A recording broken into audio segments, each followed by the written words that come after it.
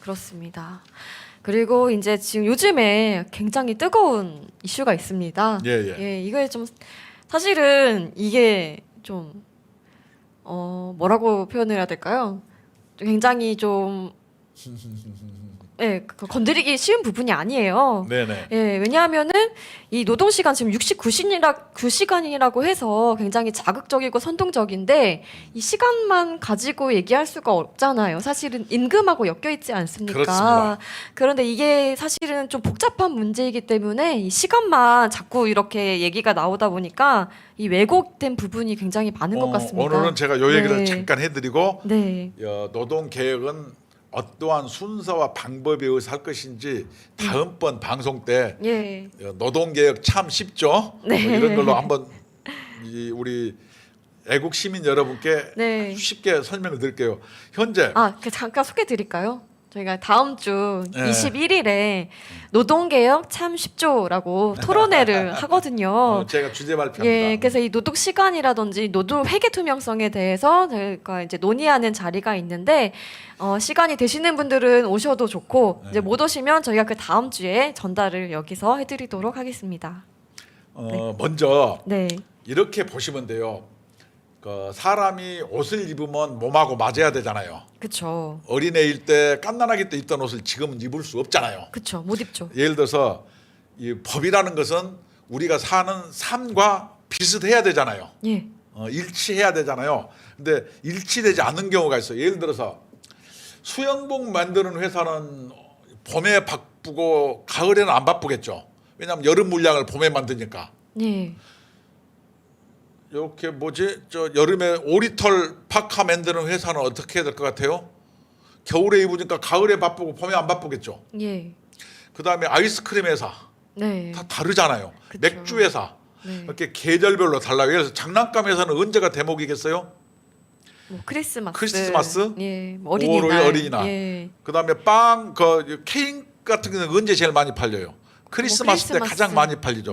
다시 얘기하면 계절적 요인이라든가 그다음에 우리나라가 수출로 먹고 살잖아요. 수출의 오다에 따라서 일감이라든가 어떤 수요가 들쭉날쭉하는 거예요. 그래서 호황과 불황 이렇게 이 대꼬복고가 있잖아요. 식당에서 밥을 먹어도 점심때하고 저녁에 많지 중간에 3시쯤 가면 사람이 없는 거 아니에요. 다시 얘기하면은 현재 우리나라의 어떤 경제 상태는 이런 전 세계 경제와 밀접하게 연동돼 있고 또 사계절이라 계절에 따라 다르기 때문에 일하는 방식도 어떻게 돼야 돼요? 그거에 맞춰져야죠. 그런데 우리나라 근로기준법이 주 52시간으로 정해져 있어요. 총량 주 40시간 근로에 하루에 2시간 해서 총 52시간을 잔업하면 안 됩니다. 그래서 하루 40시간 노동에 12시간 시간의 근로 이렇게 하면 안 된다 해서 주 52시간까지 맥시멈으로 정해져 있는 거예요. 이건 여러분 아시죠? 그런데 주로 해놓으니까 아까 얘기한 것처럼 바쁠 때 어떻게 합니까? 또 내가 좀 더 잔업을 해서 일하고 싶어요. 이거 어떻게 합니까? 못하게 되는 거예요. 그렇죠? 그럼 이걸 어떻게 하겠어요? 그러니 정부에서는 노동 시간을 좀 유연화해서 이것을 월 단위 또는 분기나 반기 이런 단위로 나눠서 총량은 똑같대. 바쁠 때는 좀 더 일하고 그다음에 그 시간을 저축했다가 와장창 쉬고 이런 건 어떻게 했느냐 이렇게 이야기를 한 거예요. 그러면 고용노동부에서 69시간까지 일을 하겠다 이렇게 발표한 적이 있어요, 없어요? 그런 사실은 없죠. 꼭 69시간을 일 안 하면 안 돼 이게 아니라 지금 고용부에서 주장하는 내용 어떤 내용이냐면요. 이 업무량 변동에 따라 업무 시간을 노사 합의하에 탄력적으로 조정할 수 있도록 하되 근로자에게 충분한 휴식과 건강을 보장하는 데 취지가 있다. 그런데 이것이 어떻게 됐느냐. 요새 여러분이 동네를 돌아다녀 보면은 69시간 과로사 사회 우리는 이러다만 죽을 수 없다. 일만 하다 죽으라는 거냐. 이러다 죽으라는 이렇게 민주당 같은 경우도 전부 저녁이 없는 삶. 그래서 이것을 어떻게 하냐.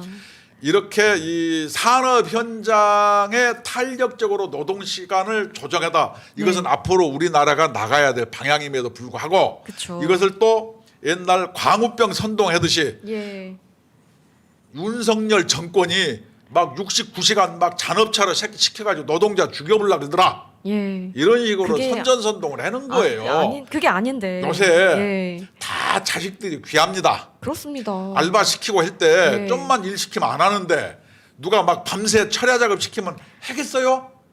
그리고 지금은 예전처럼 이 동일노동, 동일임금 시대가 아니지 않습니까? 그럼요. 그다음에 이 가서 그냥 뭐 인터넷에서 올리고 뭐 고발하고 다 할 수 있는데 그쵸. 예를 들어서 그냥 그 뇌송송 구멍탁 광우병 저렇게 선전 선동을 하는 거예요. 그래서 이런 경우는 노동부가 좀 잘못한 건 있죠.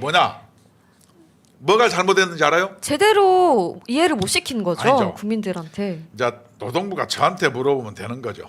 고수한테 이것들이 그냥 대충 봉급 월급 받은 값을 하면서 잘해야 돼요. 바둑이나 장기들도 수순이 있어요. 예를 들어서 근로시간에 이것을 바꾸려면 필히 어디를 통과해야 되냐. 법을 바꿔야 돼요. 이걸 우리는 입법사항이라고 얘기합니다. 그러면은 정광훈 목사님께서 내년에 왜 우리가 과반수 이상 200석을 반드시 만들어야 된다고 그냥 몸이 아프면서 줄기차게 외치느냐. 바로 이런 근로시간 유연화라든가 노동개혁을 하려면 뭐가 따라야 된다? 국회에서 법을 바꿔야 돼요. 그런데 지금은 어떻게 돼 있어요? 민주당하고 정의당 합치면 절대 다수잖아요. 그렇습니다. 그러니까 노동부가 지가 용가리 통뼈라도 법을 입법을 하면은 국회를 통과하겠어요, 못 하겠어요? 어림도 없죠. 어림 푼어치도 없는 거예요. 그러니까 대통령이 봤을 때 이거 깝깝하잖아요. 그렇죠. 이거 뭐 예를 들어서 요 행정부의 수반인 대통령이 계시는데 노동부에서 멍청하게 이것을 입법을 해서 그런데 정의당이 이런 것도 다 해갖고 민주당이 통과 안 시켰어. 그러면 그 데미지를 누가 입어요? 윤석열 대통령이 입는 거예요.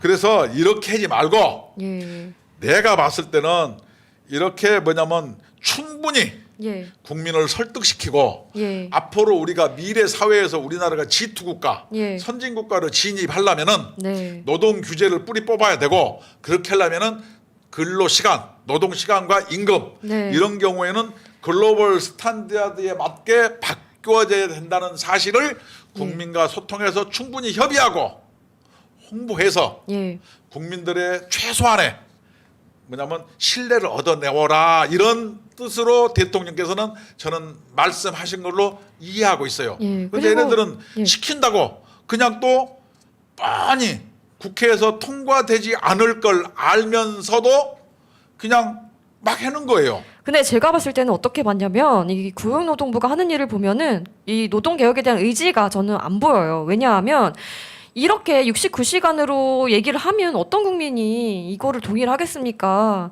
그냥 이 국민적 여론의 반대 여론의 개혁은 69시간이 방점이 아니고. 그러니까 저는 노동부가 이게 일 안 하는 거예요. 왜냐하면 69시간이라고 하면 동의할 사람이 아무도 없어요. 그래서 이제 이렇게 말을 던져서 국민적 반대 여론이 심해지면 이 여론 때문에 이거 하지 않겠다. 라는 걸로밖에 안 보여요. 그러니까 할 의지가 없었던 생각밖에 들지 않습니다. 한 게 아니고요. 멍청하니까 그런 거예요. 그러니까 이 우리나라의 산업의 구조, 형태 이런 걸 쭉 보면은 앞으로 산업이 이렇게 운영되는 거에 따라서 법이 노동 시간도 이렇게 발맞춰서 서로 비례해서 바꿔 나가야 맞습니다. 국민 여러분 여기에 동의하시죠? 이렇게 얘기하면 되는 거예요. 그러면은 될 거를 그냥 민주당하고 노동단체, 시민단체 이런데 과세해서 과로사를 조장하는 사회. 우리나라가 OECD에서 그간에도 노동시간이 긴데 이게 말이 되느냐? 이렇게 선전선동하는 거예요. 그렇게 하면 누구든지 말이 안 된다고 할 수밖에 없습니다. 그렇습니다. 그리고 만약에 정말 고용노동부가 이 의지가 있었다면 이 국민적 설득을 하기 위해서 정말 쉽게 알아듣기 편하게 설명을 했을 겁니다. 그러지 않았기 때문에 이렇게 반대 여론이 강해지는 겁니다. 저한테 물어봐야죠. 저한테 물어보면 잘 나옵니다. 그래서 노동시간의 단축은 노동운동 역사라고 사람들이 얘기하고 MZ노조도 그렇게 얘기해요. 이게 맞는 말이에요. 그쵸. 맞는 말인데 그러면 이걸 어떻게 하느냐. 옛날에는 이게 일률적으로 적용은 맞았어요. 그럼 지금은 어떻게 될까? 일률적 적용이 잘 안 돼요. 왜냐? 지금은 다양화된 사회라 기업도 큰 기업 있고 소기업 있고 다양하고 그렇죠. 1인 기업 있고 삼성전자 같이 큰 기업도 있고 노동자들도 뭐 수억 버는 사람도 있고 100만 원도 못 버는 사람도 있고 그 분야가 또 얼마나 다양합니까? 네, 이렇게 돼서 이것을 네. 어떻게 만들어야 되는지 네. 이걸 봐야 되는 거예요. 그렇습니다. 그래서 또 국민의 삶의 방식에 맞게 네. 이걸 만들고 네. 이것이 만약에 그 사용주들이 이걸 악용해서 예. 예를 들어서 쉽게 얘기해서 역시 힘이 약한지 안 약한지 모르겠습니다만 힘이 약한 근로자들을 막 종부리듯 부린다. 이런 네. 거에 대한 대비책 같은 거 예. 얘기해줘야죠. 그렇죠. 현재 그거 실제로 못해요. 못하는데 예. 이런 것이 충분히 있음에도 불구하고 네. 국민을 설득시키지 못했어요. 과거에도 네. 과구병 이런 경우가 근거가 없음에도 불구하고 네. 막 얘기하는 거예요. 그러니까요. 이게 황당한 거예요. 그러니까 이 69시간의 핵심은 뭐냐면 이 근로 시간의 유연화예요. 그렇죠. 네, 그리고 사실은 이 법적으로 근로시간 상한선을 정해 놓는다는 것 자체가 조금 문제가 있다고 생각이 돼요. 왜냐하면 노사 간에 근로자와 사용자 간에 충분히 계약 관계로 할 수 있는데 그거 왜 나라에서 정합니까? 예전에 우리가 예. 노동개혁의 일본어로 근로기준법 얘기한 적 있죠. 예, 그래서 예. 우리나라는 근로기준법이 52시간 일하면 형사처벌되는 거예요. 예. 그런데 우리나라는 106개 항목 중에 80개가 형사처벌 항목이라 네. 근로기준법은 사용자 처벌법이기 때문에 네. 외국처럼 노사가 합의하는 사안. 왜냐? 예. 우리나라는 전 세계에서 학력이 제일 높습니다. 예, 그렇습니다. 충분히 과거에 제가 구로공단에서 이럴 때는 한문으로 막 근로계약서를 쓰니까 못해서 교회 같은 데서 야학을 했거든요. 네. 지금은 그렇지 않아요. 그쵸. 다 똑똑합니다. 그쵸. 그래서 여러분 집 계약 하잖아요. 자동차 네. 계약 하잖아요.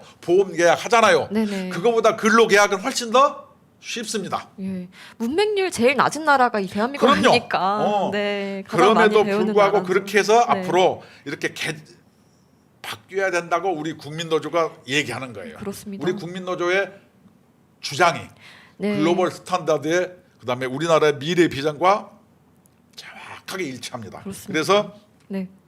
우리는 어떻게 얘기하냐 앞으로도 얘기하겠지만 지금 입법 사안을 함부로 서두르지 말아라. 예, 맞습니다. 이렇게 예를 들어서 네. 이것을 하려고 너무 무리하게 그냥 어퍼컷을 날리다가 되치기 당하는 거거든요. 어떻게? 잽으로 톡톡 건드려요. 언제까지? 다수당에 될 때까지. 그전에는 뭐 하겠어요? 입법사항이 아닌 예. 법을 바꾸지 않고도 할 수 있는 예. 행정부의 권한으로 할 수 있는 일이 있습니다. 그래서 우리 국민노조는 행정부의 권한으로 할 수 있는 일, 입법부의 입법사항이 아닌 일, 네. 법을 바꾸지 않고도 할 수 있는 일을 현재 노동계의 양대 축으로서 얘기하는 거예요. 그렇습니다. 우선순위에 따라 그게 뭐겠어요? 노조 회계. 1번 예. 노동 산업 현장에서 법치주의 확립 예, 예. 있는 법대로. 두 번째 네. 노동조합 재정의 투명성. 예. 이건 뭐예요? 굳이 법을 안 바꿔도 현재 다 할 수 있어요. 시행할 수 있는 이렇게, 겁니다. 이렇게 법을 바꾸지 않을 것부터도 충분히 얘기하면서 예. 싸먹싸먹 네. 국민을 설득시켜 가면서 네. 이렇게 근로조건의 유지 개선에는 관심이 없고 네. 김정은이나 간첩단의 지령에 따라서 예. 노동조합이 뭐 국방예산 삭감, 한미동맹 해체, 국정원 해체 이렇게 네. 주장하는 거에 대한 문제 제기를 하면서 살살 가면은 충분히 할 수 있음에도 불구하고 예. 할 수 있는 건 안 하고 네. 지기들이 능력도 할 수 없고 노동부가 지가 뭘 하겠다고 법을 바꿔서 노동부가 행정입법을 하면은 아니 민주당은 뭐 순순히 통과시켜 주나요? 답답합니다. 그 말도 안 되는 소리를 하니까 네. 윤석열 대통령이 내가 봤을 때 열이 좀 받을 수 있을 것 같아요. 그렇죠. 그리고 이거를 그냥 툭 던질 게 아니라 이 근로시간 얼마나 예민하고 민감합니까? 임금하고 엮여 있는데 이거를 같이 연결해서 충분히 이해할 수 있도록 설명해야 되는 건데 이렇게 고용노동부에서 이 장관과 그 밑에 직원분들이 이런 식으로 일을 한다는 건 이게 예. 자기들 내용도 내한테도 나도 모르게 막 했는데 예. 첫째 법이 없어도 할 수 있는 것부터 네네. 두 번째는 뭐부터 임금 그다음 맨 마지막이 노동 시간인 거예요. 순서가. 그렇습니다. 그다음에 어디서부터 또 개혁을 하냐? 민간 기업부터 또 하면 안 돼요. 어디서부터? 공무원과 공기업부터 하는 거예요. 이런 수순과 방법과 절차가 있는데도 불구하고 그런 고민이 없이 그냥 대통령이 노동개혁 한마디 하라니까 그냥 대충 교수들 모아가지고 뭐 무슨 뭐 포럼 맹글어 가지고 그걸 가지고 뭐 의원 그 정부 입법 한다고. 아니 그 얼마 전에 저한테 물어봐야죠. 그 몇 번 세 번 퇴짜 맞고 다시 보고한 경우 있지 않았습니까? 그렇죠. 그래서 지금 막 이렇게 막 던지는 것 같습니다. 또 혼날까봐. 그래서 그거는 영혼이 없이 일하기 때문에 그렇습니다. 우리는 정부에서 돈도 안 줘도 알아서 잘 하잖아요. 그러니까요. 월급값을 해야죠. 세금 아깝게. 그래서 그건 뭐냐? 이 정말로 노동개혁, 노동법을 바꾸는 일은 헌법을 바꾸는 일보다 어려웠어요. 그리고 이제까지 해서 성공한 전례가 없어요. 그럴수록 설사 내 주장이 맞아요. 노동부 주장은 맞아요. 맞더라도 뭘 해야 된다? 방법과 절차와 국민 설득이라는 가장 중요한 요소가 빠져서 얘기되는 것은 결과적으로 틀린 거다. 이렇게 얘기해요. 이게 막 맞았는데 상대방이 안 알아줘요. 이건 틀린 거잖아요.